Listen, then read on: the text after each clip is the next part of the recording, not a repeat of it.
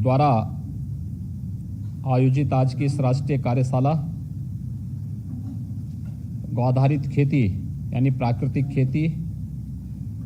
Non-invasive कृषि पर आयोजित आज के इस कार्यक्रम में माननीय कृषि मंत्री भारत सरकार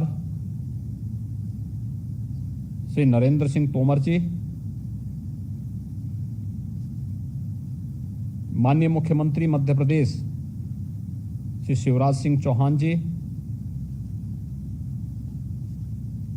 माननीय मुख्यमंत्रीगण हिमाचल प्रदेश श्री जयराम ठाकुर जी, माननीय मुख्यमंत्री उत्तराखंड श्री पुष्कर सिंह धामी जी, माननीय मुख्यमंत्री आंध्र प्रदेश श्री वाईएस जगनमोहन रेड्डी जी, केंद्रीय मंत्री माननीय पुरुषोत्तम रुपाला जी, नीति आयोग के माननीय उपाध्यक्ष डॉक्टर राजीव कुमार जी, नीति आयोग के हमारे सभी माननीय सदस्यगण, उत्तर प्रदेश सरकार में हमारे कृषि मंत्री श्री सूर्य प्रताप शाही जी और देश के अलग अलग राज्यों से उपस्थित सभी हमारे प्राकृतिक खेती से जुड़े हुए विशेषज्ञगण, मुझे बहुत प्रसन्नता है और मैं धन्यवाद दूंगा नीति आयोग को कि आजादी के अमृत महोत्सव वर्ष के उपलक्ष्य में प्राकृतिक खेती को बढ़ावा देने के लिए नॉन-इन्वेसिव कृषि पर आधारित एक दिवसीय इस राष्ट्रीय कार्यशाला का विशेष आयोजन आज दिल्ली में किया गया है। इस आयोजन में सभी स्टेक होल्डर्स प्रतिभाग कर रहे हैं, जिसमें प्राकृतिक खेती से जुड़े हुए प्रगतिशील कृषकों को भी प्रतिभाग करने के लिए आमंत्रित किया गया है। अत्यंत उपयोगी एवं प्रासंगिक विषय पर आयोजित की जा रही इस कार्यशाला में मैं आप सभी महानुभावों का हृदय से धन्यवाद दूंगा। मैंने अभी माननीय राज्यपाल गुजरात आचार्य देवव्रत जी के पूरे संबोधन को बहुत ध्यान से सुना है और मैं इस विश्वास के साथ कह सकता हूं कि जो उनका ये महत्वपूर्ण उद्बोधन रहा है उसे हम लोगों ने बहुत नजदीक से महसूस भी किया है। भारत में यानी दुनिया का सबसे प्राचीन ग्रंथ वेद है और पूरी दुनिया इस बात को मानती है कि ऋग्वेद दुनिया के सबसे प्राचीन ग्रंथ हैं। हमारा अथर्ववेद का पृथ्वी सूक्त हमें एक बात की प्रेरणा देता है कि माता भूमि पुत्रोहम पृथिव्या, अर्थात ये धरती हमारी माता है और हम इसके पुत्र हैं। अर्थात धरती माता के प्रति हमारा वेद जिस महिमा का गान कर रहा है वह आज की वर्तमान प्रपेक्ष में की जाने वाली बात मात्र नहीं है, बल्कि यह हमारे संस्कार का हिस्सा है और इसलिए हम सबका दायित्व है कि हमारा भरण पोषण करने वाली धरती मां का हम संरक्षण कर सकें। इस दृष्टि से अगर मैं देश की सबसे बड़ी आबादी के राज्य उत्तर प्रदेश की बात करूं तो उत्तर प्रदेश देश की सबसे बड़ी आबादी का राज्य है, तो इसके पीछे कुछ कारण जरूर होंगे। इसका मतलब देश की प्राकृतिक खेती का सर्वाधिक, देश की उपजाऊ भूमि का सर्वाधिक भाग उत्तर प्रदेश के पास है। हमारे पास कुल 241 लाख हेक्टेयर भूमि है,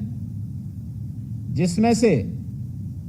हम लोग 165 लाख हेक्टेयर भूमि पर हम लोग खेती का काम करते हैं, जिसमें खरीफ और रबी दोनों का देखें तो इसमें 129 लाख हेक्टेयर क्षेत्रफल में हम लोग खरीफ और रबी दोनों प्रकार की फसलों को बोने का काम करते हैं। उसकी बुआई होती है, उसका उत्पादन होता है। और मुझे बताते हुए प्रसन्नता है कि 2020-21 में उत्तर प्रदेश ने 619 लाख मीट्रिक टन से अधिक खाद्यान्न का रिकॉर्ड उत्पादन भी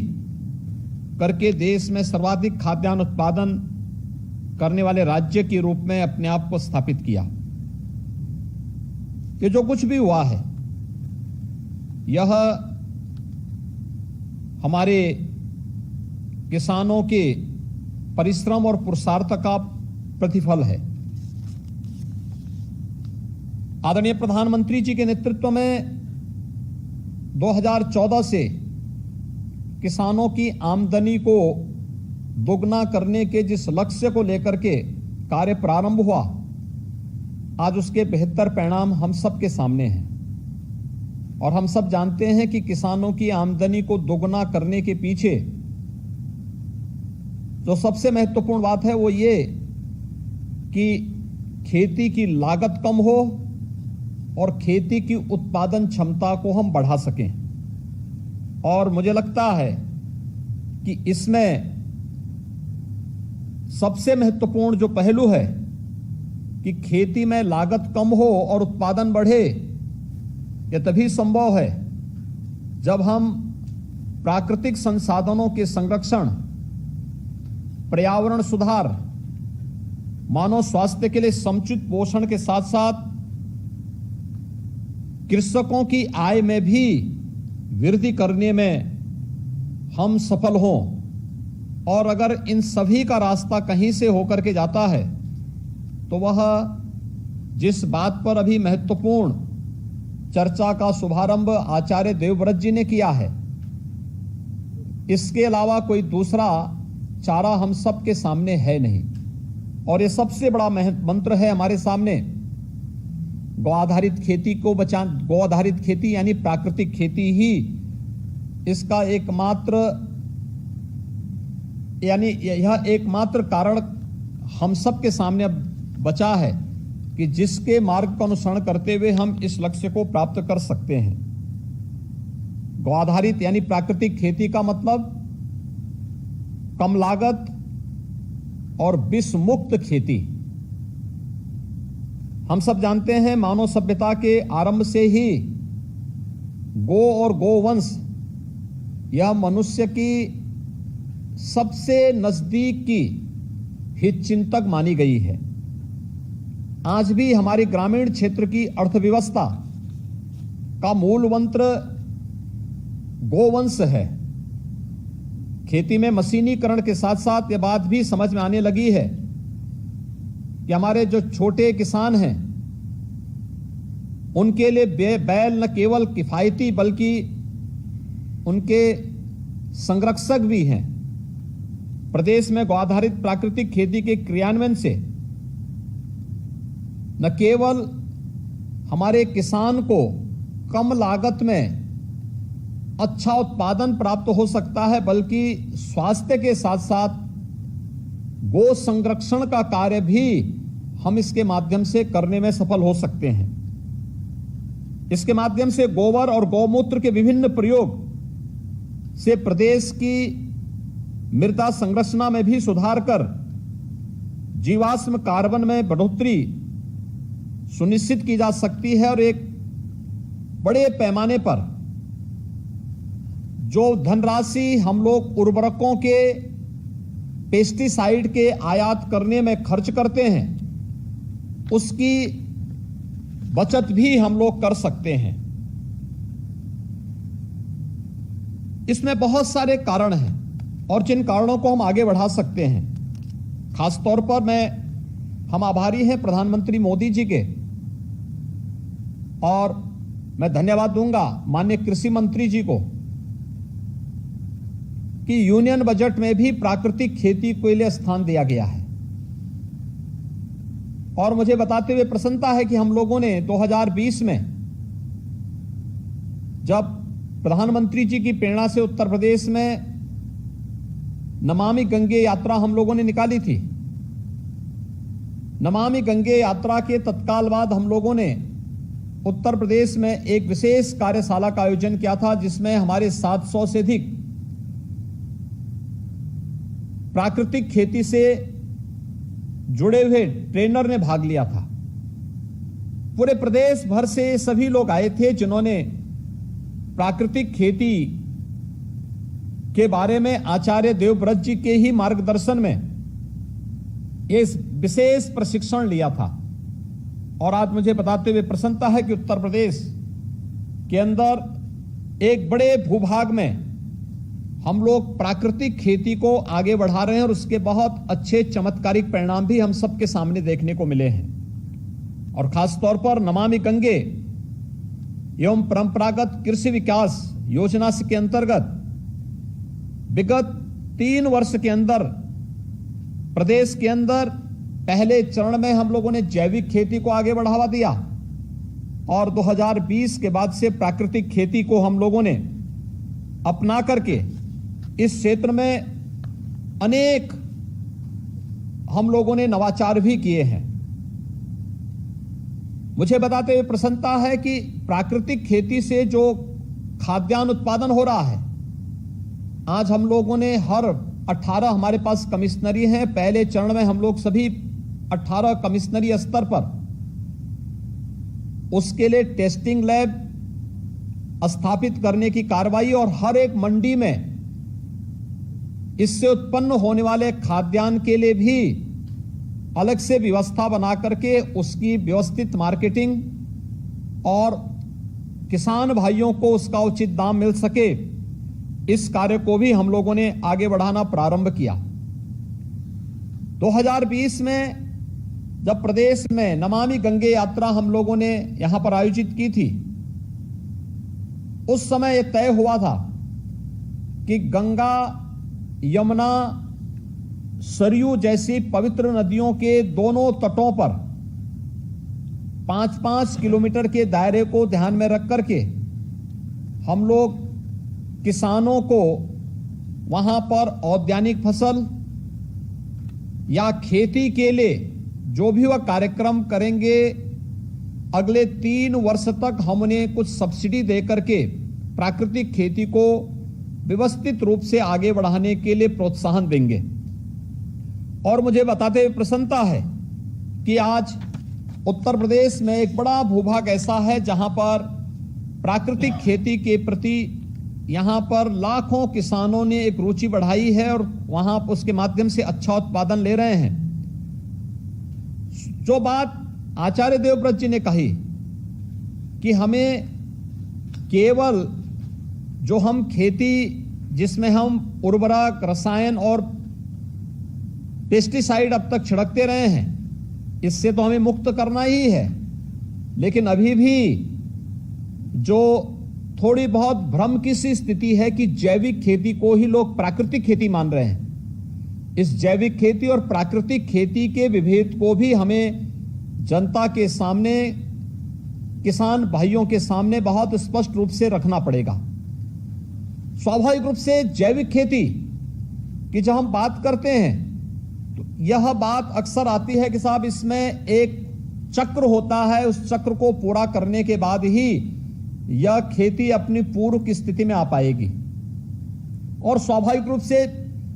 किसान जिसके पास, जो लघु किसान है, सीमांत किसान है, उसके पास इतना धैर्य नहीं हो सकता कि वह इतने दिनों तक इंतजार कर सके। स्वाभाविक रूप से वह उस दिशा में आना उसके लिए चुनौतीपूर्ण है, कठिन है। लेकिन प्राकृतिक खेती में ऐसा नहीं है। प्राकृतिक खेती में एक किसान के घर में पैदा होने वाले जो भी उत्पाद हैं उनका उपयोग करते हुए गौ आधारित खेती के माध्यम से हम लोग पहले वर्ष में ही अच्छी आमदनी ले सकते हैं। और यह उन सभी किसान भाइयों के माध्यम से जिन्होंने इस प्राकृतिक खेती को अपनाया है, उस खेती के माध्यम से हम इन कार्यों, इस प्रकार के सफल प्रयोग को आसानी से देख सकते हैं। और उसके बारे में हमें बहुत विस्तार से इस कार्यक्रम को आगे बढ़ाने की आवश्यकता है, जिस पर हम लोगों को विशेष रूप से कार्यक्रम भी हम लोग प्रदेश में वर्तमान में चला रहे हैं। हम लोगों ने अब तक 1038 ग्राम पंचायतों के हमारे अलग अलग कार्यक्रम, प्रशिक्षण के कार्यक्रम भी इस पर आयोजित हुए हैं और 56,000 से अधिक कृषकों को हम लोगों ने अभी इस दिशा में व्यवस्थित रूप से प्रशिक्षित भी किया है। और मुझे बताते हुए प्रसन्नता है कि जब 16 दिसंबर 2021 को आदरणीय प्रधानमंत्री जी ने प्राकृतिक खेती पर एक वर्चुअल संवाद किया था, तो उस समय उत्तर प्रदेश के 1055 कृषकों समेत प्रदेश के सभी 825 विकास खंडों में 1,65,000 हमारा किसान भाई इस प्राकृतिक खेती के साथ सीधे सीधे जुड़ा हुआ दिखाई दिया था। प्रदेश के अंदर इस अनेक ऐसे कार्यक्रम वर्तमान में राज्य सरकार चला रही है, जिसमें उन प्रगतिशील किसानों को जो प्राकृतिक खेती के माध्यम से जिन्होंने अपनी आमदनी को, लागत को कम करके आमदनी को कई गुना बढ़ाया है, उन्हें हम समय समय पर यहां पर सम्मानित भी करते हैं। प्रदेश के अंदर वर्तमान में हमारे कई किसान ऐसे हैं जो प्राकृतिक खेती के साथ जुड़ करके इस अभियान को और धरती माता को जहर से मुक्त यानी विष से मुक्त करने के इस अभियान के साक्षी बन रहे हैं। मुझे बताते हुए प्रसन्नता है कि उत्तर प्रदेश में 5 हमारे पास कृषि विश्वविद्यालय हैं, 89 कृषि विज्ञान केंद्र हैं और 10 हमारे पास एग्रो क्लाइमेटिक जोन हैं, जिसके माध्यम से हम लोग प्रदेश में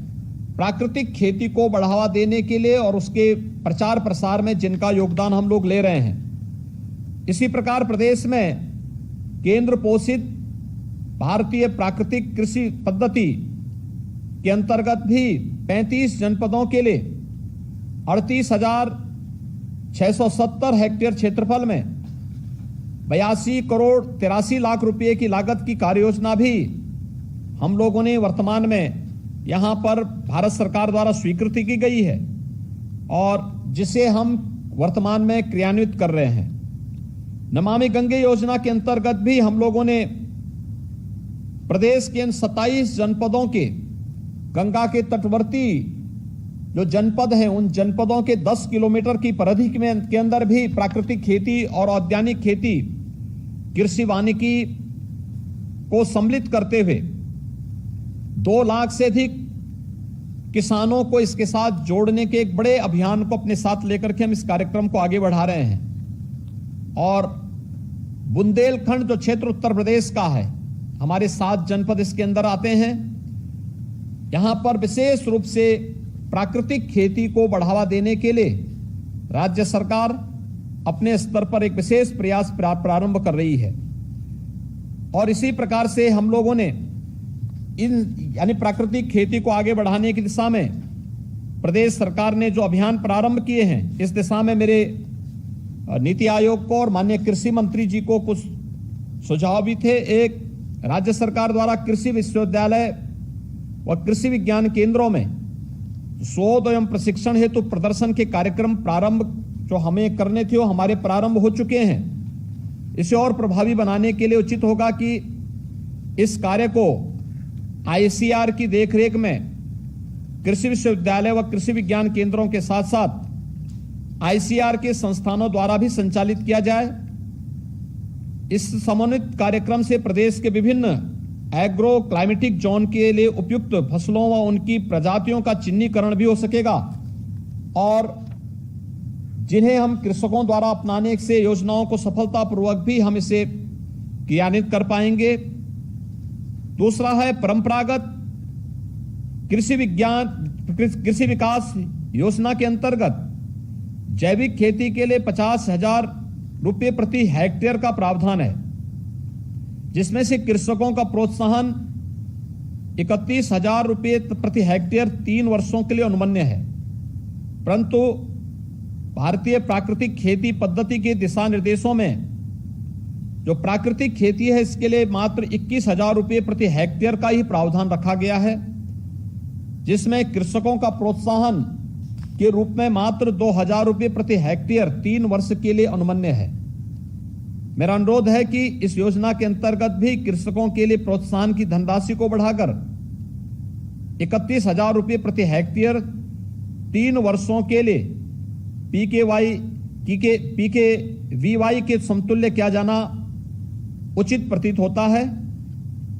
जैविक खेती या प्राकृतिक खेती से जुड़े कृषकों के लिए सबसे बड़ी चुनौती उनके उत्पाद का मूल्य संवर्धन और विपणन है। इसलिए अनुरोध है कि योजनाओं के लिए दिशा निर्देशों में ही मार्केट प्रमोशन तथा ब्रांडिंग की व्यवस्था भी समाहित करने के लिए समुचित वित्तीय व्यवस्थापक का भी इसमें अगर समावेश किया जाए, क्योंकि बिना इसकी मार्केटिंग और ब्रांडिंग के, और मार्केटिंग और ब्रांडिंग तब होगी जब हम लोग पर्याप्त मात्रा में इसके लिए टेस्टिंग लैब्स भी उपलब्ध करा सकें। इस दिशा में हमें अवश्य विचार करने की आवश्यकता है। मुझे विश्वास है कि आज की नीति आयोग के द्वारा आयोजित एक कार्यशाला आदरणीय प्रधानमंत्री जी के विजन को सफलतापूर्वक पूरे देश के अंदर लागू करने में सफल होगी और हम कम लागत में अपने अन्नदाता किसानों की आमदनी को कई गुना बढ़ाने में सफल होंगे। मैं इस पूरी कार्यशाला के प्रति हृदय से नीति आयोग को धन्यवाद देते हुए, माननीय कृषि मंत्री जी के प्रति हृदय से आभार व्यक्त करते हुए इस पूरे आयोजन के प्रति हृदय से अपनी शुभकामनाएं देता हूं। बहुत बहुत धन्यवाद।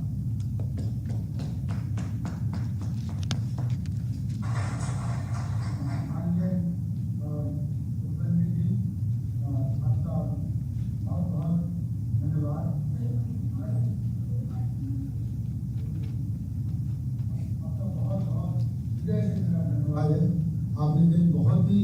बड़े पॉइंट्स निकाले